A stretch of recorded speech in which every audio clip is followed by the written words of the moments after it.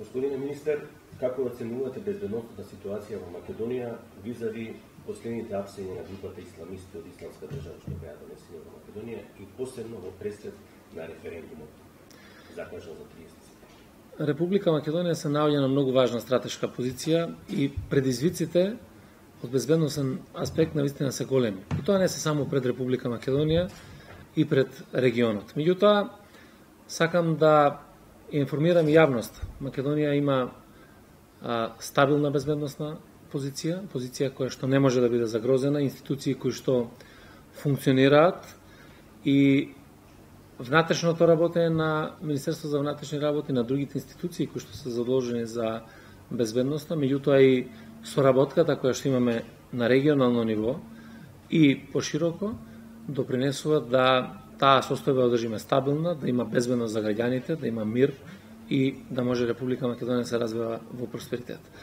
Се случува настани, еден од настаните беше и апсењето на исламските терористички борци кои што беа надвор на боиштата во Сирија. Вие знаете дека Министерство за внатрешни работи заедно со јавното обвинителство судот веќе спроведуваат неколку такви акции, Келија 1 и Келија 2. И ова е само уште еден голем придонес на Република Македонија во глобалната борба против тероризмот. И навистина е задоволство да добиете признание и како Министерство за внатрешни работи, меѓутоа и како држава за еден голем придонес во борбата против тероризмот. И од тоа аспект сметам дека Република Македонија ќе продолжи понатаму цврсто да ја поддржува таа глобална борба против тероризмот, меѓутоа и силно ќе се спротивставиме на сите облици на сериозен организиран криминал кој што посебно е значаен за овој дел од регионот, а за нас таа борба како Република Македонија е многу важна во интегративните процеси. Тука е имигрантската криза, која што исто така е сериозен безбедносен предизвик, криза со која што Македонија успешно се справуваше до сега, успешно се справува и понатаму. За истакнување тука дека го потпишавме договорот со Frontex, исклучително важен, за да можеме да имаме помош во заштита на границите и дополнително нашата билатерална соработка со неколку држави од регионот и од Европа, кои што заедно со нас од декември месец 2015 година ги обезбедуваме границите на Република Македонија. Така да, и во пресред на референдумот, треба да констатираме дека ситуацијата е стабилна, институциите функционираат, иако постојат цели кои што гледаат шанса преку нарушување на безбедноста да остварат некакви своји цели, да се спротивстават на нашето членство во НАТО и во Европската Унија, меѓутоа тоа се минорни сили кои што не можат да допринесат за таква една дестабилизација. Значи, граѓаните на Република Македонија имаат можност, имаат шанса на 30 септември да донесат самостојно одлука за иднината на оваа држава. Значи, не е можна дестабилизација ни однатре, ни однатвор во пресред на референдум. Да. Така можем да заклучиме овие и тоа беше моето второ прашање. Српските медиуми и политичари пишуваат дека на целиот Балкан многу активни се разузнавачките служби. Српскиот претседател дури јавно предочи дека во Македонија и Босна и Херцеговина најактивни биле британските агенти и агентури. Колку тие помагаат или одмагаат, ако се присутни на листите? Колку нивните интереси се испрепетуваат со нашите и дали тие робарат или откриваат завери опасности за Република Македонија?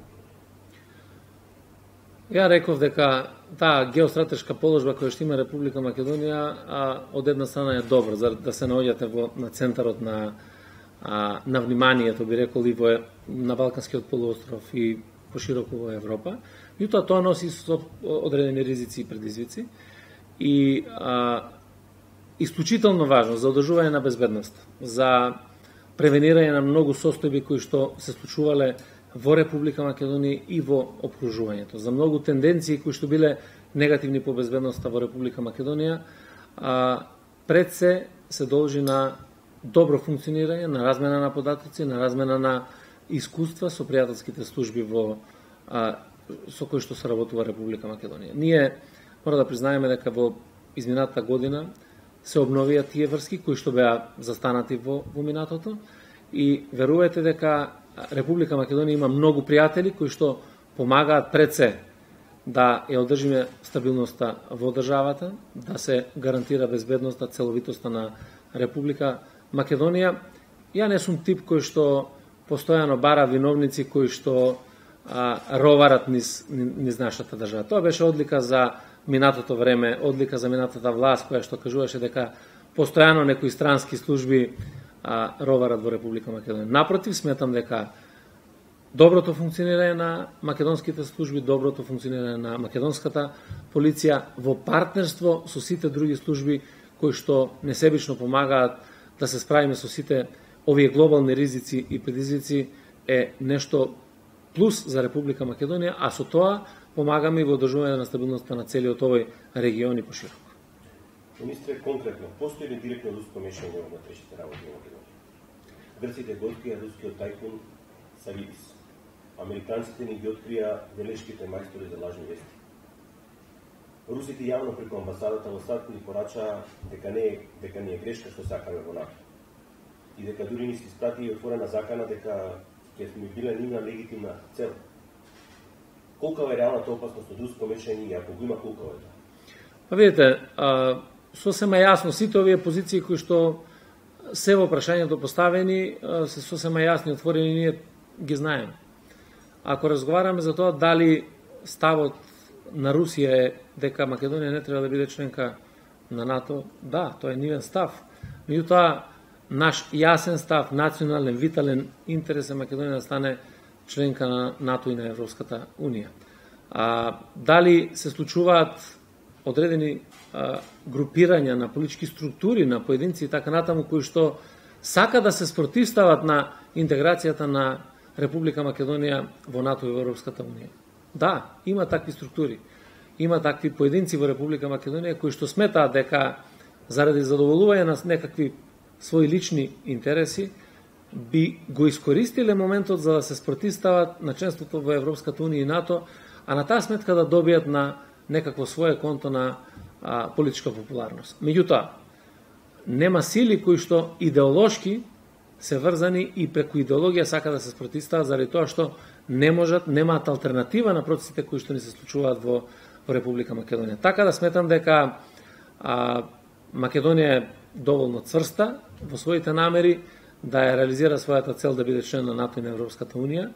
Ние со сите наши средства, механизми, со сите наши сили успеваме и ќе успееме и понатаму да се избориме и да обстоиме на патот на кој што е трасирана Република Македонија уште во 90-те години, а тоа е модерна, демократска, слободна држава која што треба да биде членка на Европската Унија и на НАТО. Ниту сакаме да се мешаме во работите на некои држави, ниту од регионот, ниту пошироко, ниту пак смееме, ниту сакаме да дозволиме некој да наметнува своји интереси во Република Македонија. Меѓутоа, дел од тие политички структури кои што се користат сега од руска страна заговараат отворен бојкот на референдумот. Па видите, јас ги следам тие состојби како што ги следат и сите граѓани во однос на референдумот, во однос на поставеноста на политичките структури на референдумот. Прво е многу важно секоја политичка сила во Република Македонија да има став по однос на прашањето на референдумот. Владата, парламентарното мнозинство, партиите кои што го сочинуваат излегува со јасен став дека сме за поддршка на референдумот, за поддршка на Македонија во ЕУ и НАТО преку поддршка на договорот со Грција. Тоа е јасен став и тој јасен став укажува на повик до граѓаните на Република Македонија да се искористи овој историски момент. Од друга страна имате состојба во која што опозиционата партија, најголемата ВМРО-ДПМН, иако се декларира дека е за членство во Европската Унија и НАТО, се уште не соопштува став за тоа дали е за поддршка, дали е против референдумот или за некаква трета опција. Немањето на став во политиката е многу лоша работа. Полошо е дури и од ова бојкотирам. А таа платформа бојкотиран која што се формира во Република Македонија, следиме кои се тие луѓе и тие имат легитимно право да излезат со свој став. Меѓутоа, бојкотот не е став. Бојкотот не значи алтернатива. Јас сакам да на граѓаните на Република Македонија, доколку не е добар ставот за членство во Европската унија и НАТО, доколку перспективите преку НАТО и преку Европската унија за Македонија не се добри. Да ги видиме другите решенија кои што се. Што е тоа што е добро за Република Македонија? Како Република Македонија понатаму ќе ја гарантира собствената безбедност, како ќе ја гарантира целовитоста, како ќе ги гарантира границите на државата, каде го гледаме економскиот раст и развој и така натаму и така натаму. За среќа се мали и многу слаби политичките сили кои што се ретроградни во Република Македонија и јас сум убеден дека напредокот на Република Македонија ќе победи. Едно од главните забелешки на Райхард Прибере беше реформата на Министерството за внатрешни работи, посебно на телот за УБК. Се снимало, слушало, преслушувало се, заплашувало со години нараз. Со реформите што ги почнавте, ја создадовте како форма новата агенција ОТЕ. Но таа се уште не е заживеана. Затоа ве прашувам дали таа ќе помогне прислушувањето да биде ставено под контрола. Односно, дали во Македонија се уште се снима или веќе оваа пракса е прекинета? Ова е вистинско прашање и ние преку водењето на процесот на реформи сакаме да одговориме токму на ова прашање. Знаете, сите случувања во Република Македонија во изминатиот период кои што го нарушија угледот, дигнитетот на Министерството за внатрешни работи, беа случувања кои што укажуваат на тоа дека мора да имаме реформи. А една од најголемите случаи е токму скандалот со прислушувањето, нарушувањето на човековите права, влегувањето во домовите на граѓаните. И при тоа користејќи го за дневно-политички, за лични интереси, за бизнис интереси на една елита која што беше на власт. И тоа беа забелешките и на групата на Прибе. Да се направат реформи во кои што ќе се воведе систем за следење на комуникации кој што ќе гарантира почитување на човековите права и ќе гарантира минимум можност дека нема да има злоупотреба на тој систем. Ние ја започнавме таа реформа. Таа реформа е поделена во два сегменти. Едниот беше системот на следење на комуникации и вториот е реформата на безбедносните служби. Првиот сегмент од реформата е завршен, легислативно со носење на нови законски решенија преку еден процес на широки консултации, на инклузивност и така натаму. Е донесен новиот закон за следење на комуникации во кој што се предвидува формирањето на оперативно-техничката агенција. И наскоро за неколку дена јас очекувам дека ќе имаме и избор на директорот на оперативно-техничката агенција. Со законот е предвидено таа да стартува со работа на 1 ноември 2018 година. Значи, за неколку месеци ние треба да имаме почеток со работа на оваа агенција. Дали таа ќе овозможи системот на следење на комуникации да не се злоупотребува? Да, тоа беше и целта. До сега сите медиациски уреди преку кои што се вршеше следење на комуникациите беа сместени во Министерство за внатрешни работи и Министерството за внатрешни работи имаше увид во системот на следење на комуникации без разлика кој орган надлежен за следење на комуникации тоа го прави. Дали е тоа Царинската управа, дали е финансовата полиција, дали е Министерство за внатрешни работи. Со формирањето на оперативно-техничка агенција, оперативно-техничката агенција ќе дава пристап до телеком операторите. Значи, ниту МВР, ниту Царинската управа, ниту финансова полиција нема да можат сами да имат пристап до телеком операторите. И тоа беше целта. Како да направиме институционална контрола и како да се зголеми системот на контрола понатаму, преку јакнењето на капацитетите на комисиите за надзор на работа на управата за безбедност и контраузнавање, граѓанскиот надзор како ќе го спроведеме и така натаму и така натаму. Така да сметам дека овој процес на реформа е добар систем, применлив во земјите на Европската унија, таков имаме хрватски модел кој што пред се базира на почитување на човековите права. Сега понатаму продолжуваме со реформа во безбедносните служби. Набрзо ќе отвориме една широка дебата за тоа каде ја гледаме управата за безбедност и контраузнавање. Има неколку модели за кои што вреди да се разговара со стручната, со научната јавност, со невладините организации и се надам дека ќе дојдеме до конечно решение кое што би било прифатливо за сите нас, кое што би функционирало. На крајот од краиштата ние мораме да создадеме држава во која што ќе имаме служба мала, ефикасна, која што ќе одговори на потребите на Република Македонија за заштита на уставниот поредок, заштита од криминалот и при тоа да изградиме систем во кој што ќе се прислушкува, ќе се следат комуникациите, меѓутоа легално тоа ќе се прави врз основа на наредби и одлуки на судот, а не на основа на желби на одредени поединци или на политички структури кои што ќе го користат системот за своји лични интереси. Мала дигресија. Веќе 20 години, особено во безбедносните структури, постои дилемата дали да дојде до спојување на Агенцијата за разузнавање и Управата за безбедност и разузнавање или тие да си останат да работат одделно како до сега. Имаше неколку обиди во изминатите години да се протурка таа дебата за спојување. Каква е ситуацијата сега? Па во оваа дебата за реформа на безбедносните служби се отвара и ова прашање. Јас сум подготвен да ги сослушаме сите аргументи во однос на постојањето на нашите безбедносни агенции. И Управата за безбедност и контраразузнавање и Агенцијата за разузнавање. Дали тоа да биде една агенција или треба да постојат две? Дали агенциите треба да бидат во состав на Министерство за внатрешни работи или треба да излезат надвор од Министерство за внатрешни работи?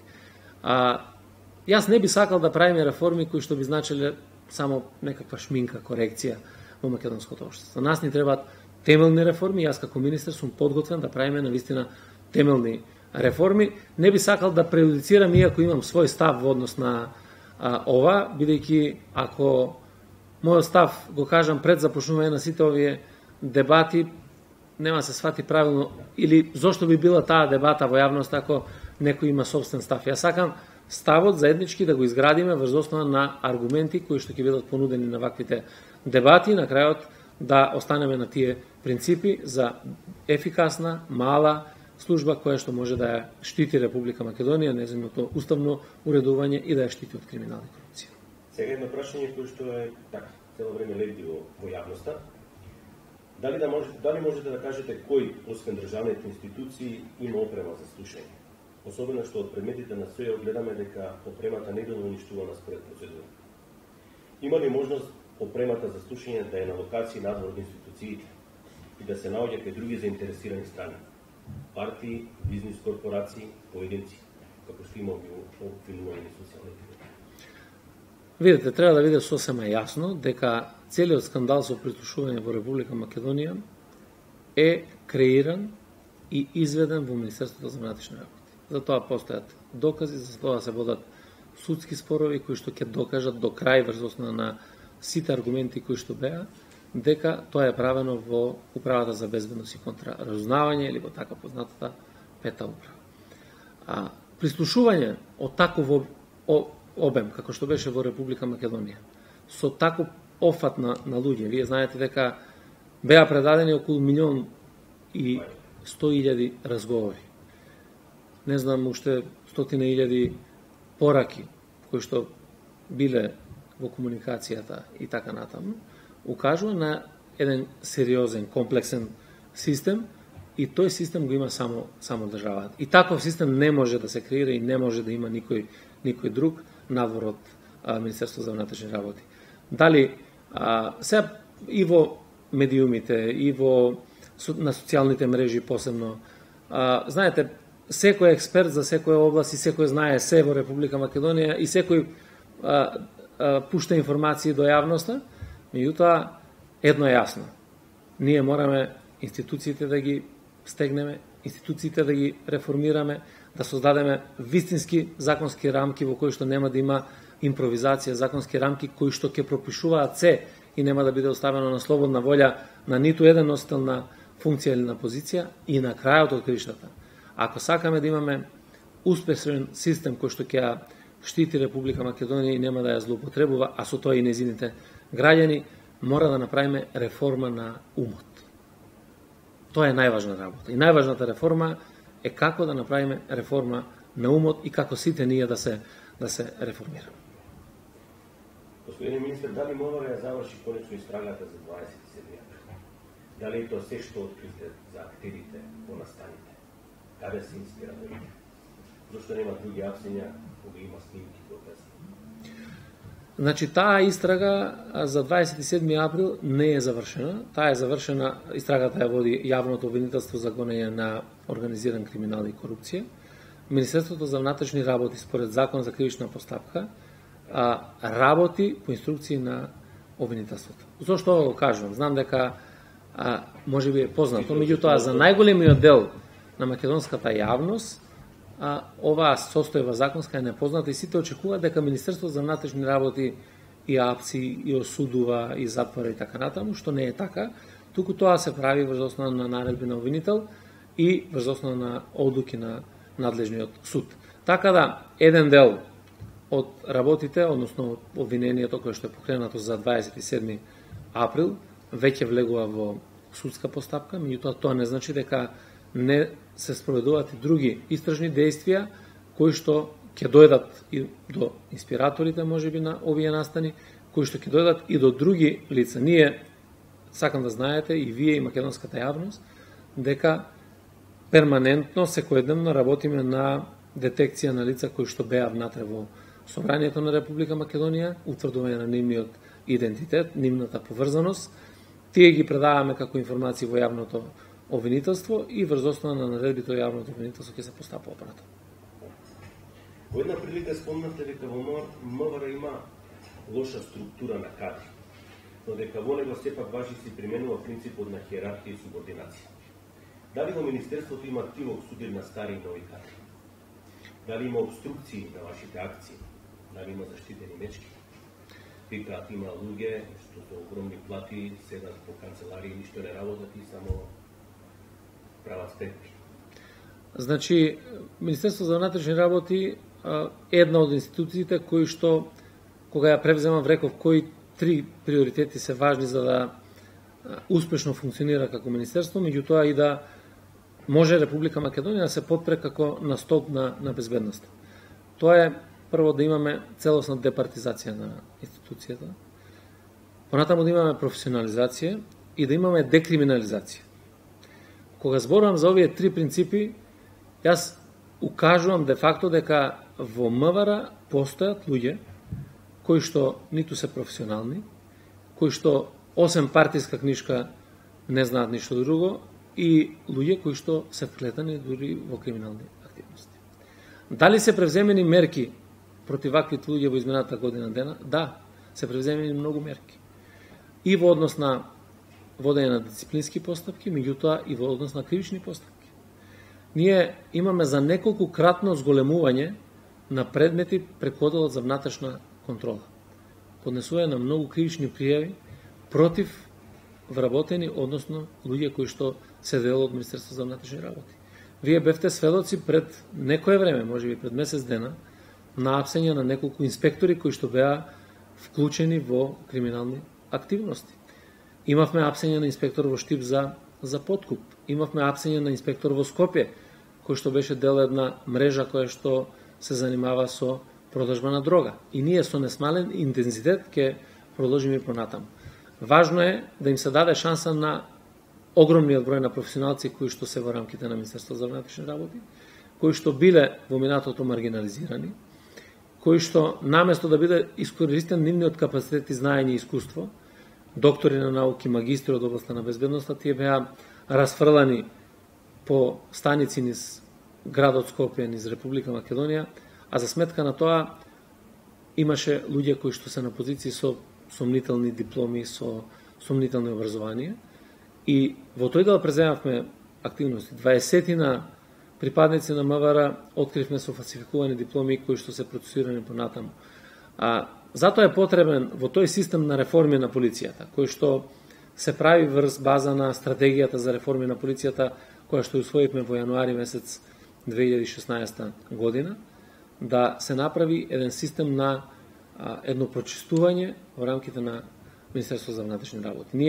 Тоа е процес кој што е континуиран, тоа е процес кој што нема да заврши еднаш за секогаш, кој што нема да сопре, затоа што дадената шанса да бидете на одредена позиција во Министерство за внатрешни работи, тоа не ви гарантира дека вие треба да останете вечно на таа позиција.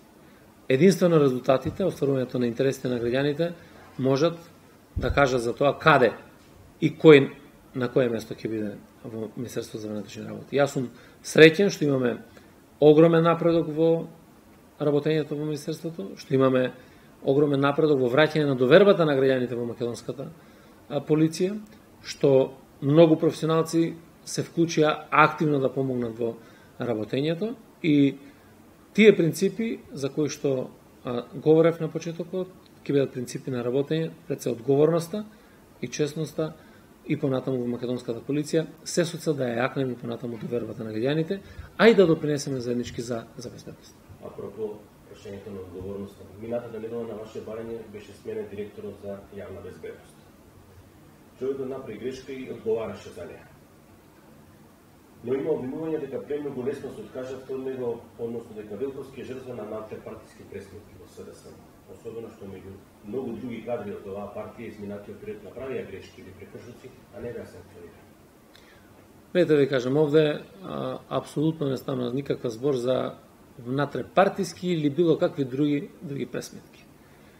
Имаме јасни и чисти позиции кои што сме ги поставиле како принцип на работење во Министерството за внатрешни работи.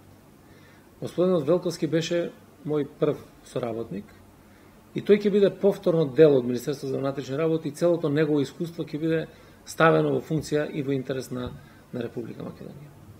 Тој беше единствен кандидат за директор на Бирото за јавна безбедност пред година дена кога се именува, тргнувајќи од неговата професионалност и одговорност во работење. И на него и на директорот на управата за безбедност и контраразузнавање, на членовите на мојот кабинет, им беше укажано кои се принципите кои што ние мораме да ги почитуваме. И рушењето на таквите принципи, непочитувањето, дали е тоа со намера или без намера, тоа воопшто не е важно. Ние мораме да покажеме принцип на одговорност пред граѓаните на Република Македонија. За тоа се борев. Не имавме период на Република Македонија 11 години во кој што немаше никаква одговорност. Ние се боревме и се правеа сите тие протести и шарена револуција и се останато што беше во изминатиот период да смениме начин на однесување, да смениме начин на владење, да покажеме дека сме поинакви, дека може поинаку да се функционира во институциите на системот и ова е само одговор на ваквите принципи кои што сме ги поставиле тука. И тоа беше сосема јасно и мислам дека повеќе од јасно е дека правењето на било каква грешка која што ќе ги руши ваквите принципи ќе носи и одговорност. И ова е порака до сите, не само во МВР, тоа е порака и до другите институции, дека мораме да бидеме одговорни. Ако во институцијата ние не сме одговорни, ако ние први не ги почитуваме тие принципи, тогаш тешко можеме да ги убедиме македонските граѓани дека сакаме да постигнеме држава која што ќе се базира пред се на вакви принципи. Сте и подпредседател на партијата. Важат ли овие принципи што овде ги спроведувате во другите институции? Важат и во другите институции вакви принципи во кои што ако имаме грешки, дека треба да носиме одговорност. Мислам дека и за отчетноста и за транспарентноста е очигледно на ниво на владата како и на кој начин тоа се спроведува. Јас разбирам дека после 11 години немање можност да ги скажете сите работи во јавноста, кога ќе се отвори таа можност пред македонската јавност, дека јавноста е немилосредна, дека јавноста сега и за ситен детал излегува во јавност и укажува на таквата погреба. Меѓутоа, за тоа не треба да се лутиме на граѓаните. Не треба да имаме замерки према медиумите. Туку треба самите да го сватиме тој момент на сензитивност на јавноста и да се носиме со него. И во тој дел сметам дека секоја од институциите, следејќи и неколкуте примери, ние имавме порано разрешување на директори кои што не се однесуваа на соодветен начин, следејќи и таквите примери, мислам дека јакне свесноста за тоа како треба секој носител на функција да се однесува во Република Македонија. Да ме вратам сега на почетокот кога спомнахме за апсењето на исламските терористи. Тие се префрлени веднаш в затвор. Верувате ли дека тие можат за неколку години престој во затвор да се ресоциализираат или ќе биде тоа дополнителна радикализација која што може да го прошири нивното влијание, нивното размислување врз други затворници? Видете, овој исламски екстремизам, радикализам кој што се појави во Република Македонија, меѓутоа и во регионот. Нас како држава не натера во тој период да пристапиме кон промена на кривичниот законник и да учеството во странски војски го санкционира. Тоа беше репресивниот елемент. Тоа беше репресивен елемент за справување со последици од една таква состојба. И тоа никако нема да значи целосно решавање на проблемот на насилниот екстремизам и радикализам. И токму заради тоа и апсењето на последнава група на наши државјани кои што учествувале во војските во Сирија. Меѓутоа и апсењата што беа спроведени врз основа на претходните оперативни акции Келија 1 и Келија 2, само во делот на репресијата го решаваат проблемот за оние кои што веќе го направиле прекршок. И веднаш после формирањето на владата во јуни 2017 година, ние се зафативме со давање на правна рамка за формирање на Национален комитет за борба против тероризмот и насилниот екстремизам. Затоа избравме и координатори, двајца заменици. Усвоивме 2 стратегии за борба против насилниот екстремизам и борба против тероризмот. Тука треба да се развијат програми кои што ќе допринесат прво да имаме едукација, обука, уште од најмали нозе, од најмала возраст на нашите граѓани, за да не се дозволи да дојде до радикализација. Меѓутоа и програми кои што ќе допринесат таму каде што имаме радикализирани лица, како преку дополнителна работа, едукација, преку мерки да се дерадикализираат. Сметам дека соработката преку спроведувањето на овие стратегии кои што ги имаме, националниот координатор, Министерството за внатрешни работи, Министерството за правда и другите институции треба да работат во иднина многу и на луѓето кои што се наоѓаат во македонските затвори, меѓутоа и на луѓе кои што се наоѓаат и надвор на територијата на Република Македонија за дерадикализација, за еден соодветен пристап, и тоа идеолошки пристап кон овој проблем, се со цел Македонија да може да каже дека успешно се справува со целиот тој процес на радикализам и екстремизам. До сега беше познато дека најголемата опасност доаѓа од џамиите, радикализирани имами. Ја држите ли ситуацијата под контрола? Знаете кои се, колку број се тие радикализирани имами кои што успеваат да продуцираат нови исламски терористи? Да, видите, тоа е генерализирање на состојбите, иако не е тоа така само. Дека тоа се прави преку одредени верски лица, тоа може на многу начини да дојде до радикализација. И социјалните мрежи и други фактори кои што допринесуваат за контакт со таквите лица и преку пренесување на одредени пораки и така натаму да биде радикализирано едно лице, да се приклучи кон една група која што е радикална, да учествува на една територија каде што имаме воени жаришта и така натаму. Важно е дека нашата служба, Министерство за внатрешни работи, е насочено комплетно кон следење на овој дел како приоритет.